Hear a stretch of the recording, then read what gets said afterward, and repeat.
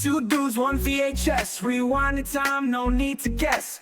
Pop it in, press play, don't stress. It's a movie night, pure retro mess. Old tapes, big last, memories flash. We're kicking it back when classics last. So grab some snacks and don't you fret. Two dudes, one VHS. Hey guys, it's me, Roma and Alex, two dudes, one VHS. Sorry for the delay on this video. There was a few little issues that we had, and we are back up and running. We are doing the proposal. If you watch the pre-watch, and I can tell just by the look on Alex's face, he's not too excited to review this movie. I don't know what you're talking about. This is my happy face. That's your happy face. I'd hate to see your excited face. So what did you think? Yeah, it was a movie. It was a movie. It had people in it. Yeah. You know, my favorite part of the whole movie. Let me guess. I know you're gonna say the end. No, not the end. It was actually the beginning. The opening credits, when we're seeing stuff happening and the credits are playing. Some movies take it a little step further, rather than just playing somebody's name. They were interactive text, like they were popping behind things, they were coming out, people were walking through them. It just took a little care and attention to, rather just being a boring scroll up or something. Right. That was my favorite part. I like Sandra Bullock, don't get me wrong. I like Ryan Reynolds. I don't know if I remember a bad movie of Ryan's. I will say that this wasn't his best film. Okay. But there's a couple of scenes in here that were very funny that I enjoyed very much so. Sure. He's not rom-com guy to me. What's that? He's not a rom-com. No, he's not. But he is a comedy kind of guy. Like everything that absolutely. Everything else. Like the one that I really enjoyed, that's actually kind of vulgar and everything, was remember Weighted? Remember what? Weighted. Yeah, he plays like a server. Is that one on the cover? It's like a pie or a cake or something. Cake.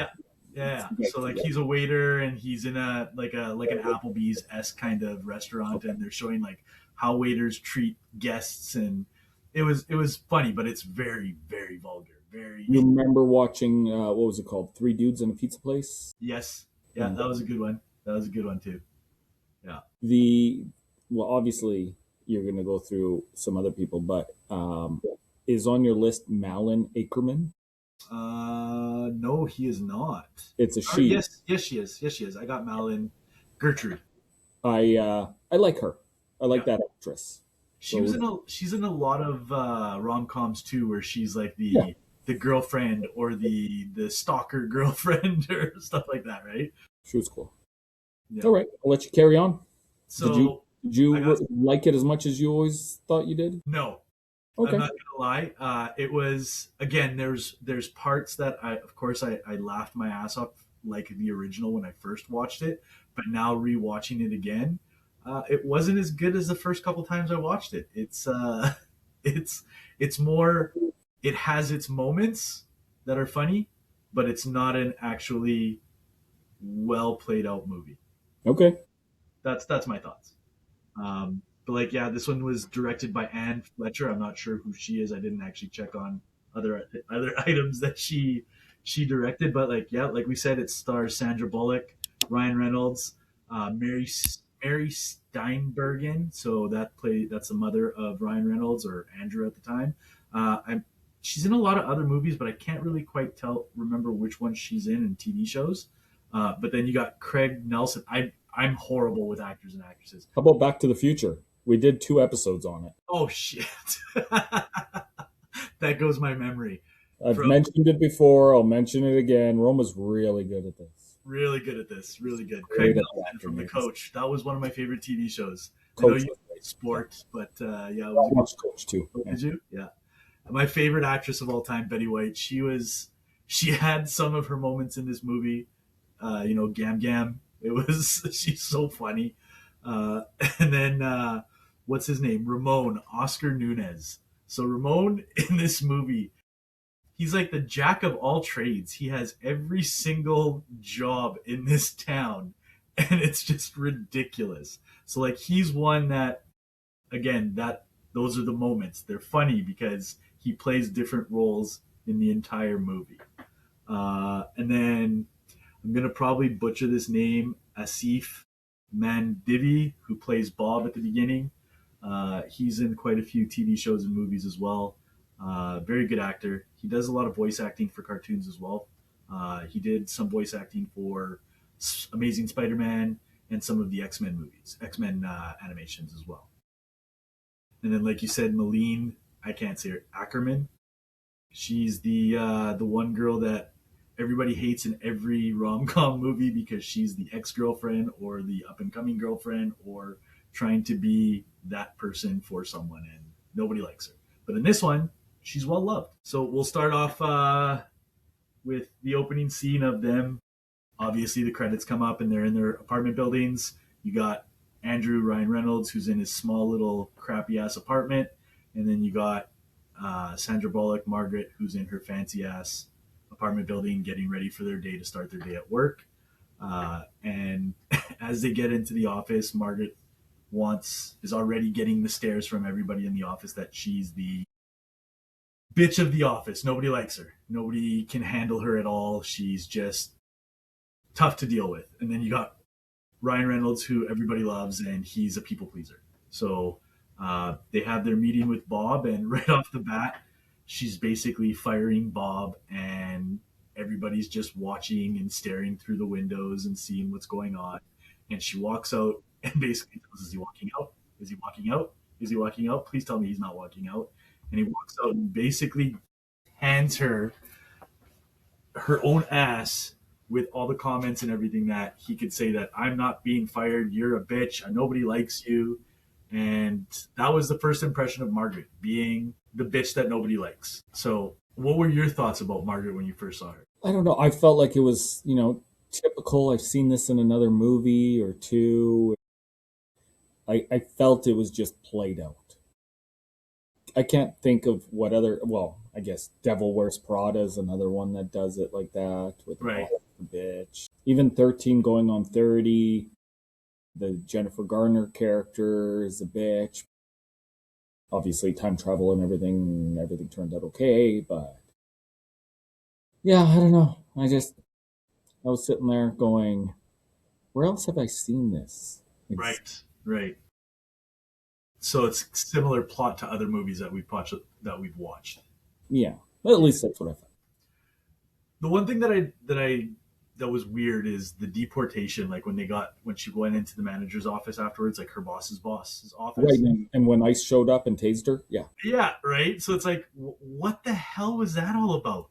Like, what happened? Like, you literally were supposed to get deported for a year. Like, it's not a big deal. It's 1 year. They basically said you could still do your job from Canada. Like, that was the first time I've ever heard remote work in 1993, right? Like, you can basically still do your job, but it'll take a year before you come back. Like, I don't understand what the big deal was for her to get deported back to Canada. No, it didn't feel like there was enough conflict. Right? Like they were deporting her, oh, big deal, but they're not in a rush to do it. Like they weren't grabbing her and taking her off and taking her to the airport. They were giving her time, and there was no, I needed maybe some more conflicts and some more context into it, because it just seemed like there was no actual urgency to it. Right. And she's just going to Canada. Like, can you have at least given her like some third world country that she'd be forced to go back to? Right. Where she'd be terrified to go back. Like, oh no, I escaped from there. It's Canada. Like, and then like the first thing that she does is just looks at her assistant and literally is like, oh, we're getting engaged, or we're engaged.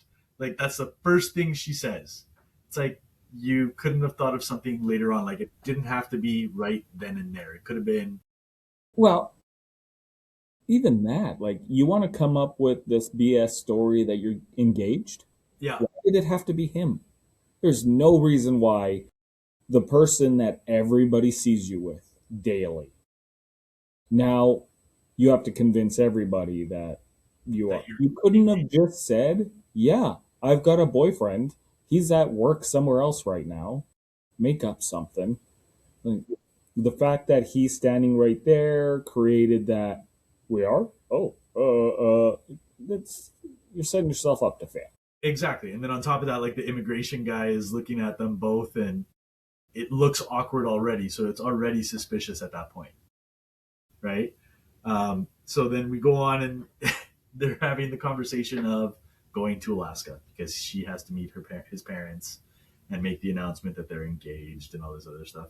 And then that was the one part that was kind of funny where she doesn't know anything about him, even though he's worked for her for several years, and he knows everything about her, right? So that was kind of showing and tell what kind of person she actually is, right? But then they get to Alaska, and her first comment as they're driving through the city, well, there's the boat scene where she's trying to get down the ladder. Now, she's wearing a dress, and he's right at the bottom of the freaking ladder. Is he not? And he's looking straight up, like she's showing everything at this point. Like, how is he not saying anything? Right? Worst thing ever. Worst possible scene that he's basically not saying nothing. He's already been rude to her from the flight once they land, saying that, take your bag. It's your own bag. She wants to do it all her own, right? He didn't say one comedic quote in that spot right there. That was like a gimme. You should have said something, or it should have been. Maybe it got onto the cutting floor, right, when they did cutting of the scenes. But there should have been some kind of comedic relief at that point as well. But they're driving through the city, and she sees his name everywhere, and she's like, "Who are you, the Kennedys?" Like, she thinks that he's loaded, which he's not, but his family is, right? So now she's kind of not realizing what she had to begin with when he was employed by her, right? So um, they go on the boat. She sees the mansion, and they have a little welcome party. And Dad comes up and sees him, and he's a jackass. He's not the greatest guy. He already tells his son, like, "Nice to meet you. Who's his girlfriend? Who's this person?" He's already trying to sabotage the whole meet and greet. There's no real connection between him and his dad. Now, I don't know about you, but I would never disrespect my dad the way that he did. Yeah. Um, I can't remember how long he hasn't seen his dad. Um, Since he went to New York, so however long he's been in New York for with yeah, Margaret. yeah. So something's driven them apart. Well, we It know wasn't something I was even worried about. I was like, yeah, okay, why not? he wanted his son to take over the family businesses is basically what it was, and he just left to go become a writer. He doesn't want to be part of the family business. So again, you don't need to have your son do your family business kind of thing, and vice versa. The son doesn't need to be disrespectful that way either. I don't come from a wealthy family. If I did, I probably would go into the family business. If it's all pre-made and everything's ready to go and it's working, I would. I wouldn't run away to be a writer, but I guess so. I guess, but I don't know. I just think that it's awkward. It shouldn't. I don't know. I've been brought up to respect your elders, kind of thing, right? Well, this is true. Hey, wait, you're older than I am. So they're at the party, and the first comedic relief at this point for me was how they how the proposal happened, how they proposed to each other. And Margaret's talking about how tiny the ring is, and that he was naked, and he cried like a baby, and everybody's just like, "What the hell is going on?" It's like, is this even real? The comments, like the grandma's like looking at them with like the look of awkwardness, like, "Are you for real at this point?" And I just thought, how do you ad lib a proposal like that between two people who don't know each other, right?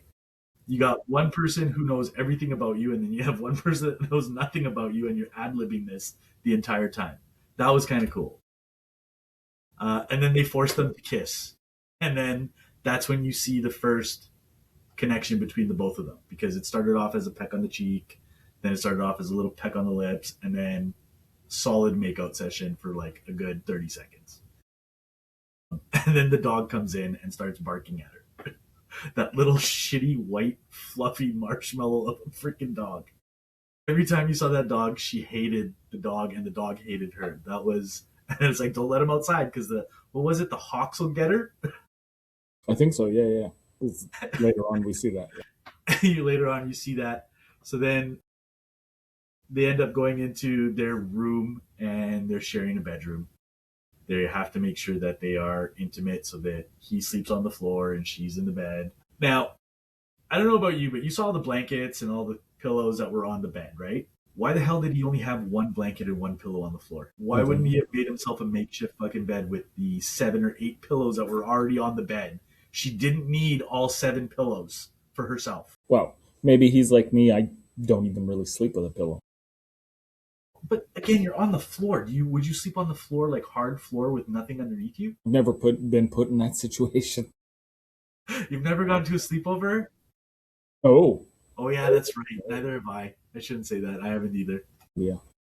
But back then, it would have been carpet anyways, most likely. So Oh yeah, that's true. That's true. not Check like carpet, like here. Yeah. So yeah, that was the first thing. I was like, she has like 8 pillows. Like at least grab 3 of them and make yourself a makeshift mattress. Right? You're gonna sleep on that. If you're gonna sleep on the floor, at least make yourself comfortable. Whatever. They wake up in the morning. She goes outside because has a phone call. It's the author that she's been trying to book to go on Oprah for like the last week and a half. And lo and behold, she's outside and the dog comes running out right after her because she leaves the door open. And what happens? The stupid hawk grabs the dog and she throws the phone at the hawk, breaks her phone. She's like, I need this. No, don't take my phone. Take my dog. Take the dog. So that was, again, the funny part. It was a small one, but it was funny. I enjoyed the funny moments, but the movie itself, it's kind of bland, and this is going to be a bad review today. Well, I don't know. We'll find out at the end. So this is where you first meet, what was his name again? Gotta go back. Ramon, where they go out for a girls' night and they see a male stripper. Well, lo and behold, Ramon is the male stripper of the entire city. He's the only male stripper for the entire city. So he does stripping once a week. I can't remember what they said. I think it was like once a week every Thursday. So he does a strip tease, and you see Gam Gam, he's like, smack his ass. And that's that part right there. So now they go and she comes back to the hotel, or not the hotel room, the house, and she's going to take a shower. And again, the dog comes into the room, starts barking at her. She's naked. She's trying to get a towel. She's got the little tea towel covering her bits. Ryan Reynolds is outside on the balcony. He's looking around and he's stripping naked. And she finally gets the dog into the bathroom, locks him in the bathroom, turns around, and boom, they hit each other. And the sexual tension at that point is, get off me, get off. Like it was such it was a good scene, but a bad scene at the same time. It's something that I thought was exaggerated too much. Whereas like the beginning of the immigration, like it was exaggerated to the point where we don't know the context of it, and I don't understand why they made it such a big deal. It was just a funny moment. After this is done, they go for a walk. She goes for a walk into the forest, and this is the part that I absolutely love. Gam Gam is around a fire, and she's singing her, I don't know if she's Alaskan song, and tells her to start singing her ritual song. This is a ritual for her wedding that she needs to chant before every marriage. And the song that comes to her head is Get Low to the window, to the walls. And it's like, this was the part that I enjoyed the most. This is what made the movie for me. I rewound this part probably 5 times just to watch it over and over and over again. And this is what made the movie funny for me, was this scene itself. Especially when she's dancing and then Betty White is just staring at her with that awkward ass look on her face. It was absolutely priceless. Um, at this point, Ryan Reynolds catches her and he sees her, and he also has like the thought of intimacy again at this point. Like he likes her. He has a look on her face. So they start walking back to the house, and the dad catches both of them, and immigration is there with them. He basically corners them both and says that he needs to basically say why he's doing this. He's not doing it for love. He's doing it to keep her in the U.S. And that puts another wedge between Ryan Reynolds and his dad. And it causes another argument where the dad has a conflict with the mother, and the mother has an argument with him saying that they have grandkids. So like they're now deep in this whole situation. Like both sides of the family know different parts of what's going on. And this is where I'm at the point now, like you can see it in Sandra Bullock's eyes, Margaret, whatever you say, whatever she is, that she's screwing up. She's going to screw up this entire family. She wants to stop the act. She wants everything to be finished now. She wants to go back home. She's going to go back to Canada. She's telling him all this, that I'm done. I don't want to do this anymore. And he basically, Ryan Reynolds is like, no, you made a deal for me. This deal's going on. Right? Why wouldn't he take it? I don't know. Like, this is why I'm like, I don't like, not that I don't like the movie anymore. Don't get me wrong. I still like the movie. It's just that there's been so many outs in the entire. Yeah, exactly. There is really zero conflict because there is an opportunity at all times where they can just stop. Yeah. Stop. Just stop. Yeah. Take the deal. Right? You know, she's already willing to go. She'll apply for a visa and she'll, whatever. But now at this point though too, even if she applies for a visa, they may deny it because she lied to them, right? So she's already dug her grave, but she's also having second thoughts and like, why didn't you take it? Just go your separate ways. Deal with what you need to deal with. Is really writing your book or getting your book published worth going to jail? Because that was literally the deal, is that you marry me, I'll publish your book. Right? And then we'll get a quick divorce afterwards and it's all done. Right? Is really publishing your book worth you going to jail for years? No. Yeah. No. But they also didn't make the conflict, like you said, a big deal. They just made it nonchalant. Yeah. Super laid back. Don't really need to do this. Yeah. Go back to Canada. Apply the paperwork or file the paperwork properly. Right in the beginning of the movie. Go. Yeah. And literally, like the beginning of the movie when they said, like, it'll probably be a year, but you'll still be able to work. What's the big deal? Again, like you said, if it was a third world country, okay, great, that's why. But you're coming to Canada, like the most peaceful country in the world, especially in 1993. Yeah, and you know what? If you like the big city, then move to a big city. We've got them too. We've got Toronto. We've got Vancouver. She's going to Toronto. That was the thing. She was going to Toronto. Okay. I don't get it. Yeah, I don't understand. So at this point now, they're getting ready to plan the wedding. They're getting the wedding dress. They're going to town. But she gets a phone call from the gentleman that she's trying to get on Oprah, and she needs to get access to a computer with internet. So they go to this store, and this one was nostalgia just for me. They go to this store that has like an internet cafe. It has a computer. You put 10 cents in the computer to give yourself time on the internet. And the first thing I hear is that 56K modem sound. That was like music to my ears because I remember the days of AOL, of the 56K modem where you hear that fax tone.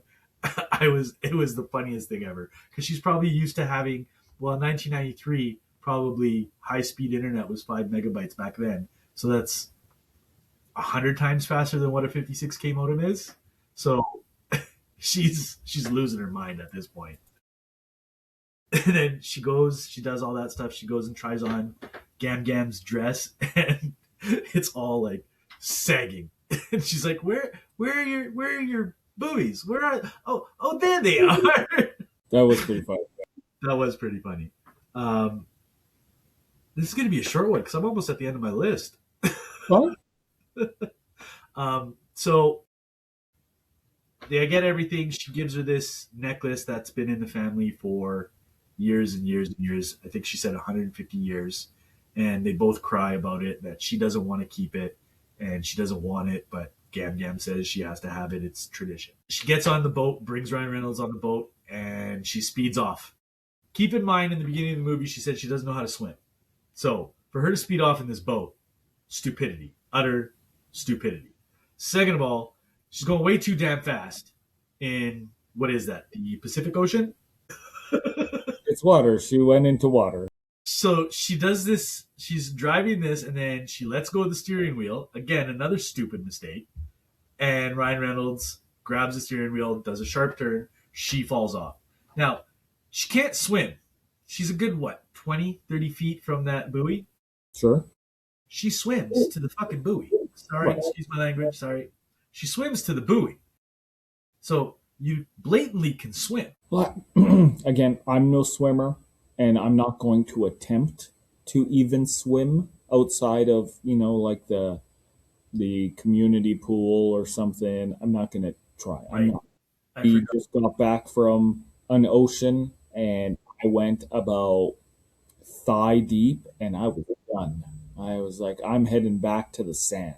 Right, I forgot that you don't swim. I totally forgot But about that. but the kids, the wife, they went in, they went snorkeling, and apparently the water was so salty that it was almost impossible to dive down in the water. Really?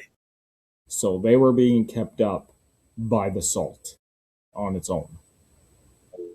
So maybe that's the case. Maybe she's just kind of floating.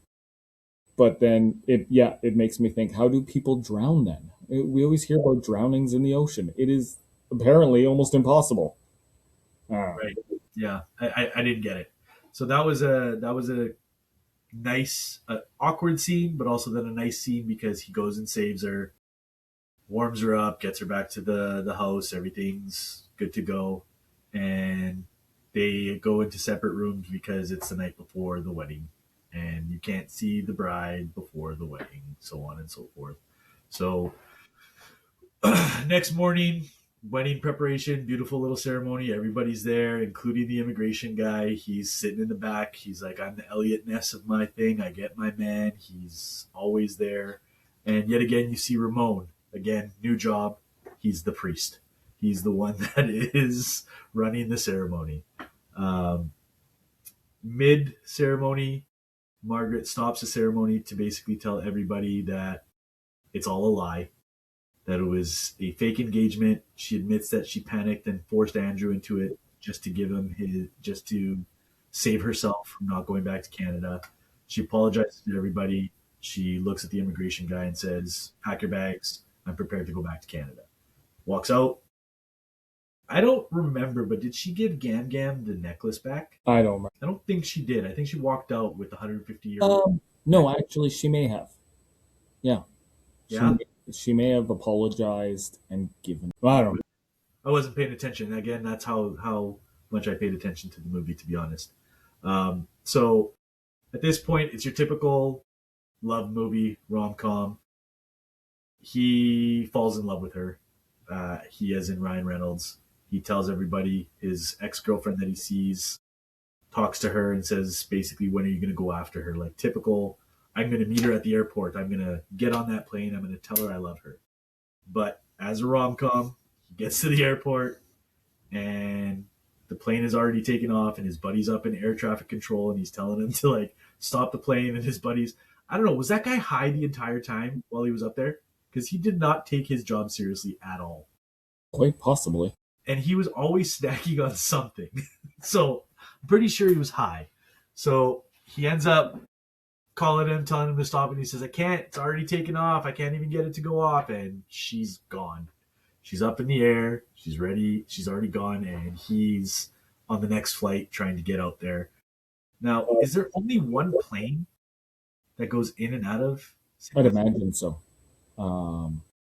I've been to places like Hay River in the territories, and when I would fly in, let's say I flew in on a Monday, I wouldn't be able to leave till Wednesday. Really? There were no flights out on the Tuesday. Wow. So yeah, it probably is the same. But wouldn't you think Alaska's like, it's a bigger bigger area, and so you think that, But where were they? They were on that lake, I guess probably they're in probably the on the woods. edge. Yeah. Yeah, Actually, they're where not is by it? a commercial airport. So yeah. So then he takes another flight. She's already there. She's at the business, the book place, and she's cleaning out her office. Everybody's staring at her because they're like, "Oh my god, she's actually leaving." And she's about to leave, getting everything ready, telling somebody to pack up her shit and send it off to Toronto. And then he comes in from behind her and confesses his entire love to her and actually proposes to her at this point, like an actual proposal. Um, Awkward. It was an awkward moment because everybody's staring at them. Everybody at the end is going, "Aw," and shit. Like, I don't think I'd do it in front of that many people. No, maybe you got no choice. Too many people staring at you though. Like it's just one of those things. It's like I don't think I'd be able to do it, and it just seemed awkward. That whole scene seemed awkward to me. This is basically the end. This was the movie. That's it. Typical rom com. That's what it was from start to finish. So I'll give you my 5 cents since we don't use pennies here anymore. Okay. Yeah, if you hadn't selected this movie, I probably would never have watched it again. If I were going to watch a Sandra Bullock movie, it'd be Demolition Man or Speed, Right. or even the one, the witches. Jesus, Uh, the or one with her sisters. yeah, Witches of yeah. Eastwick. Is it Witches of Eastwick or Practical Magic? Practical Magic. That's one. Yeah, or I'd watch that. Or if it's a Ryan Reynolds, Deadpool, Free Guy was really funny. Yeah. I'd even watch Green Lantern before I watch this again. Yeah. And you know what? Don't get me wrong. I like rom-coms. Yeah. I, But this one was just there it was was no just bland to me. the script wasn't there. There was too many holes. There was too many ways out. Too many. It wasn't explained. It wasn't. It. There was no urgency. Yeah. You need to go back to our pre-watch and watch that. And see how much you ranted and raved about it. I know. I know. I think I And now did here rant and you rave are about it too. changing your tune changer. Yeah. Well, because I thought it was again the last time I watched it was probably 10, 15 years ago. And I've watched it a couple of times back then. So I watched it when it first came out, like in the movie, not movie theaters, in the for rental in '93. Well, probably '94 is when it was released to the movie rentals, right? And then I watched it probably early 2000s a couple of times, especially on TV or on demand. Or I think I even watched. I'm pretty sure I watched it with the kids. Yeah. So, and I enjoyed it. But watching it again now, there was only select parts that I enjoyed again, like the funny moments, the little John portion, and the dog getting taken off with the by the hawk, and like a lot of the Betty White humor was what really sold me in this. But the actual movie itself was it was meh. Like if I were to rate this now after rewatching it, I wouldn't even give it a 5. I think I'd give it a 4, Yeah. maybe a 3.5 to a 4. Yeah. I'd probably just give it a 2, and it's a freebie point for being Sandra Bullock and a freebie point for being Ryan Reynolds. Yeah. Yeah. Now, if there's any haters out there that don't agree with us, leave comments. Comment, and Let us know. let's remind them where they can find us. You can find us on YouTube and Instagram. 2 Dudes, 1 VHS. We also have a new announcement of somewhere else you can find us, and that's going to be Spotify. Yay. We're now on Spotify. Yeah. So If that's how you like listening to podcasts, then you're probably not listening to this right now. So you don't know. But the people that are listening do know. So tell your friends. Tell Those Spotify snobs. And let them know. Hey, there's this new podcast on Spotify. sorry guys, this was a short one, but some of them are good, some of them are bad, and this one was I will say this was my fault. It's my fault. Well, our next one, our pre-watch will be out in a week. You guys have to wait and watch the pre-watch to find out what that one is. Exactly. Exactly. You guys have a good night. I'm Roma. I'm Alex. Later.